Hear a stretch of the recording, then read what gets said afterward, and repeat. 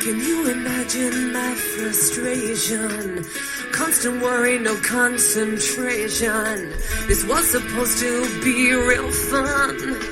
Feel like I've lost before I've begun. It comes down to simple mechanics. Don't look for hidden semantics. This music box is more than just an old collectible collecting dust. I don't want to hurt night after night. Smoke and burning makes me up inside. I face my demon every show. Still he never wants to let me go. And the fire that has no wears me down. So lift me out this misery and let me go. Hi, DJ Timmy here. You are tuning to HMTV Canada Easy. With me today is Kingsley of Anemo. Feeling celebrated with undisclosed. Running round in my oblivion like no one knows. Once learned, now forgotten as a new cruel tree. Hi, Kingsley. Welcome. Hi Tina, how's it going? It's good. Can you tell us the highlights of your recent album, Stentorian, how it takes the listener on a journey through war zones, drug addiction, piracy, and sibling rivalry? Absolutely we can. These are just some of the ideas and the themes that undermine some of the songs that we have on the album.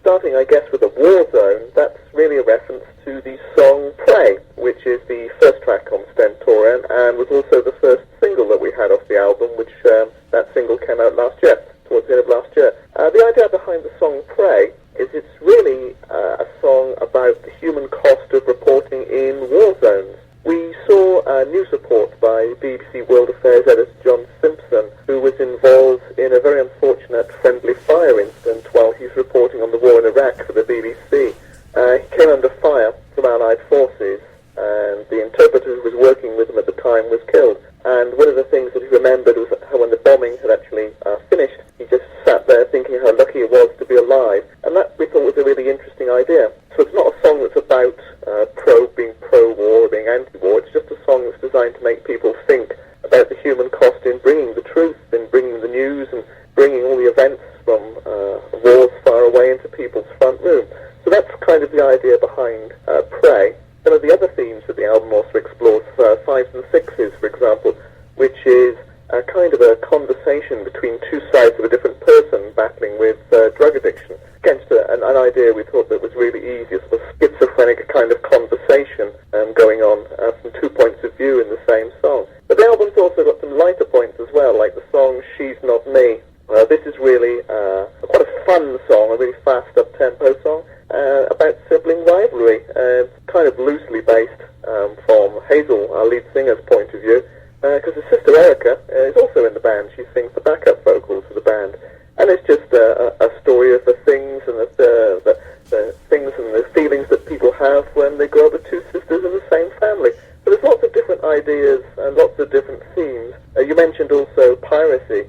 That's a reference to the song Shipping News, which is just a very simple story of somebody who's on a boat who gets attacked by pirates and is just left adrift on the high seas. And it's really just a reflection on the ideas and the thoughts that somebody would have in a situation like that. I should stress that none of us have actually ever been held up by pirates on the high seas, but nonetheless it just seemed to us to be a really interesting story that you could base a song around. This album was produced with a more tasteful bite, a more aggressive, darker live sound than Slow Burn, and it just goes to prove that Anemo reflects changing forms from the band's style and influences. What motivates or inspires Anemo to come up with these dark songs and its experiences that the band has gone through, or is it atrocities plaguing our society today that inspires the band to come up with your kick-ass lyrical content? Well, sometimes they're just ideas from real experiences. I mean, songs like She's Not Me, slightly tongue-in-cheek, but those are experiences that not just two sisters in the band might experience, but those are things that lots of people can relate to. Some of the other ideas behind the songs are really things that we've read about or heard about, perhaps seen on the TV or read about in the newspaper and thought, hey, that'd be a really cool or interesting idea. It makes a bit of a change from perhaps just singing songs about how much you love somebody or how much you feel hurt about a breakup or something like that. There's plenty of people out there doing that kind of stuff. So we tried to do something a little bit different. The aggression on the record really comes from the fact that, unlike our debut album, Slow Burn, a lot of the songs on this new record, Ventorian, were developed working in a live band context. We've been touring up and down the UK and all over the place and just refining those tunes. So a lot of the tunes that you hear are a little bit less studio-orientated and much more to do with how a live band would have played them, and that's how we went about recording the record. We just got our musicians in, got them in the studio, got them hyped up, and started the recording process, and that really has lent itself to a much harder, much more live band kind of focused sound than our first record, and that really marks the difference between the two. I don't know why, but Music Box reminds me of the artist Pink. The video seems to have all the saucy bells and whistles and seduction and glamour that the song track portrays. Can you tell us where this video was filmed at? Yeah, that video was quite an experience for us because that was quite a complicated video. If people haven't seen the video, you can certainly see it on YouTube or get a link to YouTube from looking at any of our websites. The idea behind that was really a bit of a play on words. We took the idea of Music Box for the video very literally, so it's set in a party scene which was filmed at a beautiful old Art Deco nightclub in Brighton here in the UK called the Hanbury Ballroom. And the idea is all the different members of the band are playing different characters at this party scene, but at the party what you also have is a number of music boxes in which you also have each member of the band in a different kind of alter ego. So we dressed up in a variety of ridiculous costumes. So Hazel, our lead singer, and her sister Erica, I think they're actually dressed as admirals from the US Navy. I dress up as a World War II fighter pilot for reasons I can't entirely remember. Then we also have our bass player Dan. He's dressed up as a sort of a rock legend god from some sort of heavy rock band. Our drummer Mike is dressed up as kind of a sort of an illegal black market trader from the Second World War spiv. There's lots of different kinds of ideas and themes, and each of those characters playing inside a music box, which is sitting actually on top of a piano in this club.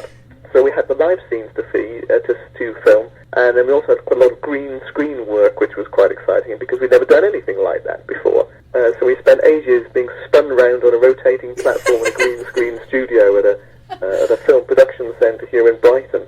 And then the film crew that we were working with stuck the whole thing together. So that was quite an interesting experience for us, and certainly the most complicated video we'd ever tried to make. How long did it take to produce that video? That video was 2 days on set, shooting it, and about 2 weeks worth of post-production and editing. So it was quite an ambitious kind of video for us. That is an awesome video. It happens to be one of my favorites that I've seen so far to date. Out of all the bands that I've interviewed, that's one of my favorites on my list. Very good. I'm glad you like it. I find more spiritual overtones in the song tracks Heaven is Waiting, which seems to be a questioning song about faith, forgiveness. The song track She's Not Me, Suggestive of Change. These songs are deep filled with strong emotion. Do any of the band members have any spiritual influences in their lyrical content? Oh, blimey, do they have any spiritual influences? I wouldn't say spiritual necessarily in the sense that many people would think. They're designed to reflect emotions, quite strong emotions, that's certainly true. If you take a track like Heaven is Waiting, you mentioned that it talks about forgiveness, and that's indeed true. The idea behind that actual track, and Heaven is Waiting, it's really the final thoughts of a condemned murderess. That's again a stress. We haven't actually got any condemned murderesses in the band. Well, at least I don't know.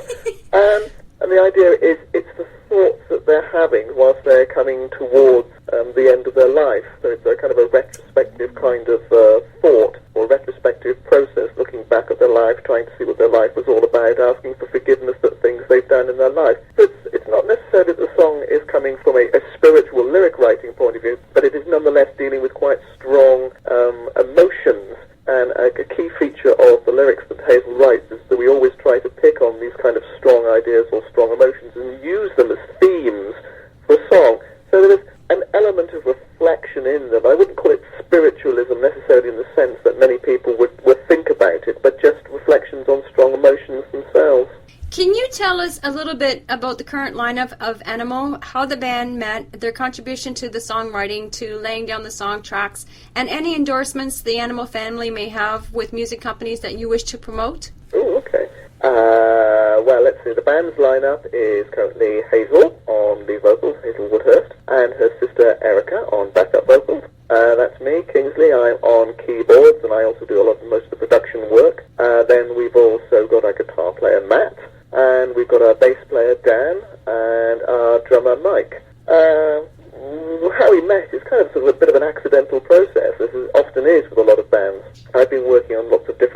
writing projects with various friends and musicians in the Brighton area. And Hazel just happened to come along to an audition one day because we were looking for some exciting singers to work with, and she just never left. After that, we started to look around for some other people to work with so that we could flesh out some of the songs that we started writing, and Matt Palmer, our guitarist, came along, and he was just left the band, and so he was excited to work with some new people. And the other guys we just picked up as we went along, as we were putting together a live band. Most of the songwriting is done by Hazel and myself and Matt, our guitarist. We've been working together on some of those songs, some of the songs which made up our first album, Slow Burn. And we were introduced through a German company to an American independent record label, City Canyons Records, and they said, hey, we like what you're doing, and we worked together, and they put out our first album in the US, and it also went out in the UK, and the relationship with them has just developed ever since. So that's kind of where we are at the moment. Can you tell us if there's been any challenges in the journey of recording, mixing, and mastering both Stentorian and Slow Burn? And does the band do all the music production, or do they have help in the mixing and mastering process of their songs? Well, there were always challenges in making any record. I mean, one of the big challenges for us is that the records were all recorded in our own studio. Certainly when we were making our first album, Slow Burn, part of the challenge was that we were making and writing and recording at the album at the same time I was building the recording studio, which brings with it certain unique challenges. By the time we got to Stentorian, the studio was fully built, so we were able to do some slightly more sophisticated recording and implement some slightly more sophisticated ideas. As far as mixing it, I mixed it myself. We also worked with a couple of other producers as well. We worked with James Lewis, who helped us mix the track Pray from Stentorian. And we also work with a couple of other guys, Michael Fallon over here, who did a lot of the co-production and co-mixing work for us, and also did the mastering.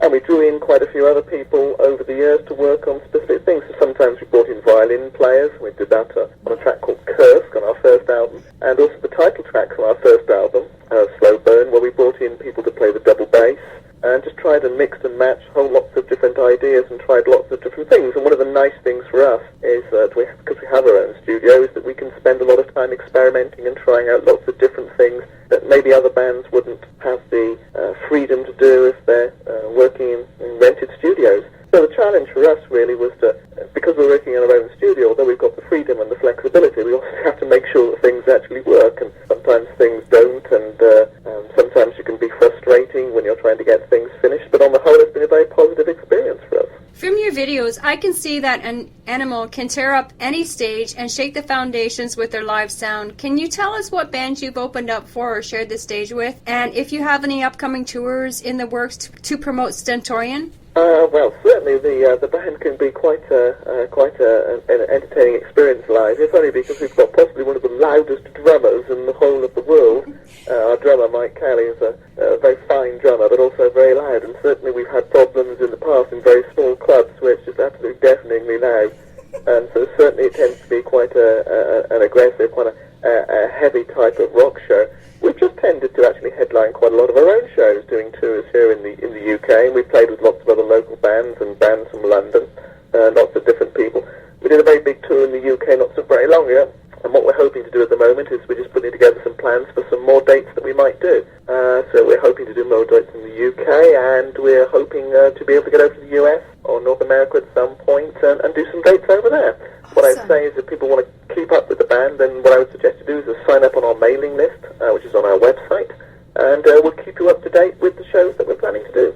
Where can fans request Anemo music on radio, and do you know what Anemo song tracks are receiving the most airplay currently? There's lots of different places where people can hear Anemo music. There's lots of different online radio stations. I don't happen to have a list of links to hand, but they're easy enough to find. But we find support from lots of places, from alternative radio stations, US college radio stations. There were a lot of tracks. There was about 160 college radio stations at one point that were playing tracks from Slow Burn. We've also been getting support in the UK from the BBC, who've been playing our stuff on some of their rock shows and some of their dance music shows. So that's been very exciting. People can obviously listen to our music on podcasts. There's lots of different places you can go to our MySpace page and hear some of the tracks there if people want to check out some of our stuff. So there's lots of different places you can go to listen to our stuff. How was the last last tour in 2006 that Anemo went on? Was the turnout of fans good in selling the CDs and merchandise? It was a great tour. We did about 35 shows here in the UK, all the way from the north, all the way down to the south coast and London. We played places like Brighton and London and Leeds and Manchester and Exeter and Southampton and lots of places like that. It was a lot of fun. It was also a very hard-working experience for us. A lot of time spent in the back of a van driving around the freeways of the UK, but it was a lot of fun at the same time. There's something uniquely liberating about eating your dinner at 4 o'clock in the morning because you're trying to get from one gig to the next gig, especially when you manage to book gigs hundreds of miles apart from one another. So that was always, it's a very band unifying and leveling type of experience, and something that's quite hard to describe to people who've never been a part of that kind of experience. But it was a lot of fun for us, and we look forward to doing it again. Any wild stories to tell from that 2006 tour? Oh, my dear. Oh, heaven. Lots of strange pit stops on the side of the freeway, I suppose, and we also did manage, because our van is, which belongs to our drummer, he actually bought it from a freeway maintenance company, and it's still equipped with all of its freeway maintenance signs on it. And so we did have some entertaining times when we get stuck in a traffic jam on the freeway. So we just turned our orange freeway maintenance lights and just drove around the hold-up. So that turned out to be quite a useful thing. But fortunately, nobody ever actually stopped us to check if we were actually motorway maintenance. That might have been a bit embarrassing, trying to explain how we were trying to maintain the freeway using just guitars, keyboards and drums. That would have been kind of hard. Oh, for sure. What are your plans for 2009, and will you be working on new material or producing more videos? That's a very good question. We're still, at the moment, doing a lot of work promoting Stentorian. We'll carry on doing that. We've also been experimenting, doing a lot of dance mixes. So, for example, for Music Box, on the single version of Music Box that's out at the moment, there's the main album mix, plus there's also 6 different dance mixes. And they vary in style from kind of European trance type mixes all the way to R&B type mixes. So I think what we'll probably do is we might spend a little time experimenting with some dance music remixes of some of our material, and also we're carrying on writing new material and thinking about material for our next record. So lots of things going on here. As for more videos, if we can think of good things and good storylines for our videos, then yes, I guess we'll be doing some more of those too. Look forward to them for sure. If they're going to be like Music Box, I will definitely be looking out for them. Very good. Before we wrap up our interview, do you have any shout-outs? Shout-outs. I'll just say hi to everyone in the band. Also a shout-out to our record company, to Trevor Lloyd in New York, and also to Tamara Marin and Cher, also work with City Canyons. And most importantly, a big shout-out to all of your listeners and everybody who's taken the time to come and see one of our shows or buy one of our records. You can find out lots more about the band at our website, which is www.anemo, that's anemo.co.uk, or our MySpace site at www.myspace.com/Anemo Music, or one word. Or you can check out our City Canyons' website and some of the other artists that they have at www.citycanyons.com. Come and visit our MySpace site, send us a message, tell us what you think of our music, maybe drop by our Facebook site, become one of our friends, and just let us know. We always like to hear from people about what they think about our music, and it's always really cool and exciting to hear from people who are listening to our stuff. I would like to thank City Canyon Records for allowing our e-zine to interview Anemo and Kingsley. Thank you, you rock. You're very welcome, Tina. You have a great day.